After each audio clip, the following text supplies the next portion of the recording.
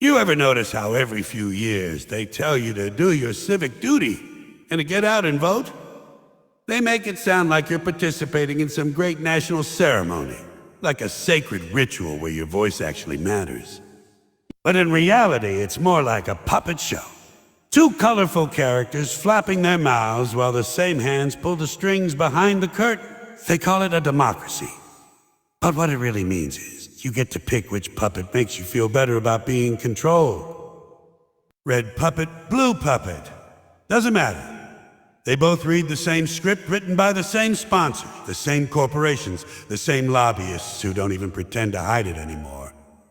See, in this big political theater, your role is to sit down, clap politely, and believe that a choice changes the story. But when the curtain drops, the wars keep going, the banks keep stealing, the prices keep rising, and the promises keep shrinking. Every election season, they repaint the set, change the slogans, and rebrand the same old lies. It's not politics anymore, it's advertising. They've turned democracy into a marketing campaign. You don't vote for leaders, you vote for mascots. You pick your favorite flavor of corruption. Vote for me, I'll fix the country. Sure you will. Right after dinner with your donors. And the best part, they make you defend your puppet.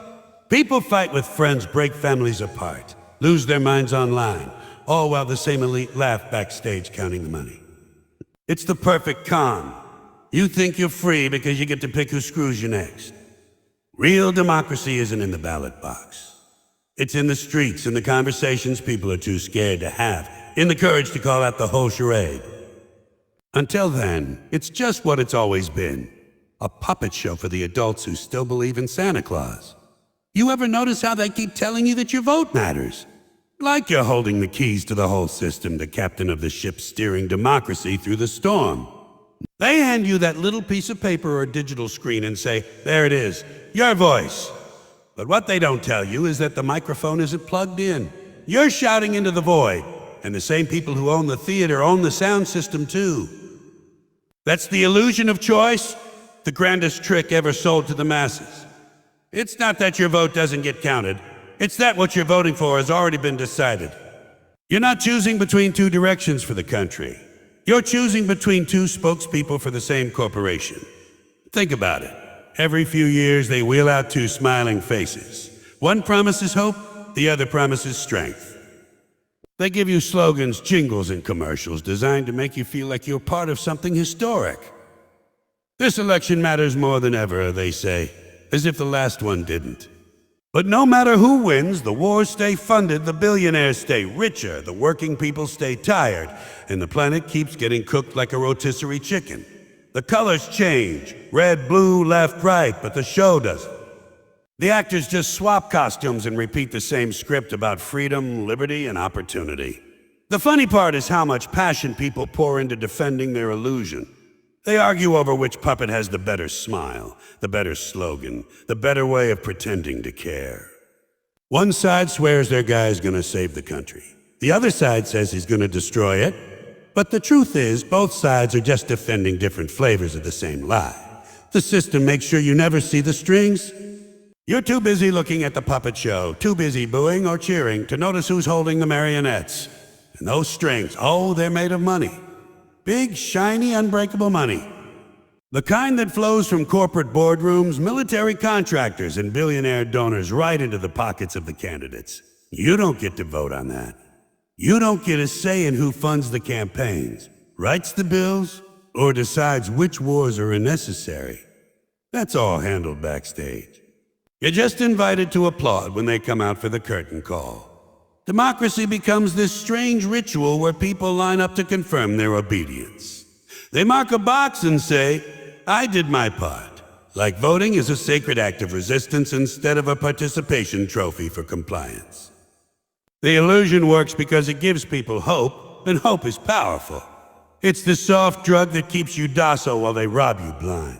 If you didn't believe change was possible, you might actually revolt. You might stop buying what they're selling. So they sell you the dream every election cycle. This time it's different. This one's for the people. We're fighting for your future. They wrap the same recycled nonsense in new packaging and make you feel good about picking the label. It's marketing genius. Democracy has become the Pepsi versus Coke of government. Both full of sugar, both bad for you. But people still fight over which tastes better. So the illusion of choice isn't just about politics, it's about control. They don't need to force you to obey. They just need to make you think you're choosing freely. You pick your own leash, your own brand of oppression, and you call it freedom. You walk around proud of your choice, thinking you're a free thinker because you voted for one puppet over another. But when the lights go out, the puppets go back in the same box, and the same hands count the money. That's the real show. Not the one you watch, but the one you're not allowed to see. Behind every smiling politician, there's a shadow you're not supposed to see. The hand that moves the mouth, the hand that writes the speeches, the hand that signs the checks. That's where the real power lives.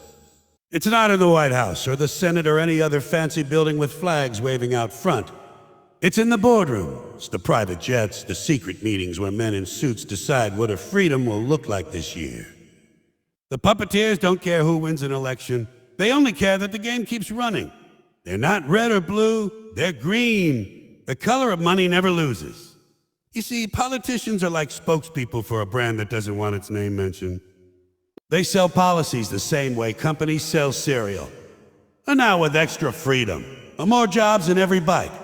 But look closely at the fine print and you'll find the same ingredients. Tax breaks for the rich, loopholes for corporations, and another helping of military spending no one asked for. These decisions don't come from public debate or the will of the people. They come from lobbyists whispering in the ears of lawmakers, sliding envelopes across tables, and promising campaign donations in exchange for favors. It's not bribery, it's influence. That's the polite word they use for legal corruption. Corporations have turned government into their own customer service department.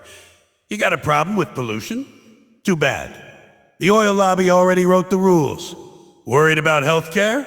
The insurance companies designed that maze on purpose. Think education should be affordable. Not when student debt is one of the most profitable industries in the country. Every issue, every crisis, every national priority somehow ends up being good business for someone who's already rich. That's not a coincidence, it's a business model. Democracy became a franchise, and the people are just paying customers who keep renewing their subscription because they think it's still theirs. The media plays its part too, selling you the illusion that there's a real fight going on. They show you heated debates, passionate speeches, and breaking news scandals that make it look like chaos. But all that noise is part of the design. It keeps you distracted while the money quietly changes hands. The anchors shout about left and right while the corporations move forward, taking everything not nailed down. They keep you arguing over who's right or wrong, so you never ask. Who's getting paid? And the people funding both sides know exactly how to keep it that way. They give donations to every major candidate, hedge their bets, cover their bases. That way, no matter who wins, they win. They get the contracts, the deregulations, the tax cuts, the access. That's the genius of it. They've built a system where the illusion of competition hides total control. You think you're voting for change, but all you're doing is approving the next phase of the same plan. So the puppeteers stay hidden, the strings stay tight, and the show keeps running. The audience cheers, boos, argues, and then forgets until the next season starts. Meanwhile, the real directors, the bankers, the donors, the defense contractors, they never take a bow. They don't have to. Their names aren't on the ballot. Their job isn't to lead the people. It's to make sure the people never find out who's really in charge. People love to believe they're free thinkers. They wear it like a badge of honor. I make up my own mind. But if you look around, most minds have already been made up for them. From the moment you can read, you're taught what to believe, who to trust, and who the good guys are. By the time you can vote, the system already has you programmed. You've picked a side, learned your slogans, and think you're fighting for truth. But real thinking, the kind that makes people uncomfortable, that's been slowly trained out of you. You're not supposed to question the system. You're supposed to argue about which part of it you like better. That's the real trick of modern democracy. It doesn't need to silence you. It just needs to keep you distracted. They want you to think freedom means being loud, not being aware. So you yell about policies you barely understand, defend politicians you've never met. and repost opinions that were written by someone else. It feels empowering. It feels like participation. But it's really just noise. The people in charge know that as long as everyone's shouting, nobody's listening. True awareness is dangerous because it can't be bought or branded. Once you see how the system works, you stop falling for the illusion of choice. You realize the two parties, the endless debates, the promises of change. It's all designed to keep you entertained while nothing really changes. That realization doesn't make you powerful, but it makes you awake, and that's the first step towards something real. The system can control voters, but it can't control thinkers. So it spends billions making sure people never become one. Education, entertainment, and media all work together to build the perfect distraction. Schools teach obedience, not curiosity. News outlets sell fear instead of facts. Television and social media sell lifestyles you can't afford. Then tell you it's your fault for not working hard enough. Everything is built to keep you chasing something. Money, status, validation. You never stop to ask why the race exists in the first place. The moment you stop running, you might notice the cage, but awareness isn't enough unless it leads to unity. The system thrives on division. Race, class, religion, politics. They draw lines, hand you a flag, and say, pick your team. And just like that, you're too busy fighting your neighbor to see who built the wall between you. Real power isn't in fighting each other. It's in realizing we're all being played by the same game. When people start talking to each other instead of shouting past each other, that's when the curtain starts to fall. Thinking for yourself is the last act of rebellion left. It doesn't mean being cynical or hopeless. It means refusing to take the world at face value. It means asking questions even when the answers are uncomfortable. It means realizing that democracy isn't something you vote for once every 4 years. It's something you live, question, and protect every day. Awareness doesn't fix the system, but it exposes the strings, and once enough people see those strings, the puppet show can't go on forever, does. So here we are, sitting in the audience of the greatest show on earth, clapping for puppets while pretending we're the directors. They tell us it's democracy, but it's really just a costume party for power. Carefully scripted performance where the same hands pull every string. The illusion of choice keeps us calm. The puppeteers keep us controlled. And the noise of division keeps us too distracted to notice the scam. But the joke's only funny until you understand it. And once you do, it's not a comedy anymore, it's a wake-up call. Real freedom isn't about voting for your favorite liar every few years. It's about seeing through the act. It's about breaking the habit of obedience, questioning everything, and daring to think beyond the stage they built for you. Because the truth is, the system doesn't fear your vote. It fears your awareness. Once people stop cheering for the puppets and start pulling on the strings themselves, that's when democracy might finally mean what it was supposed to.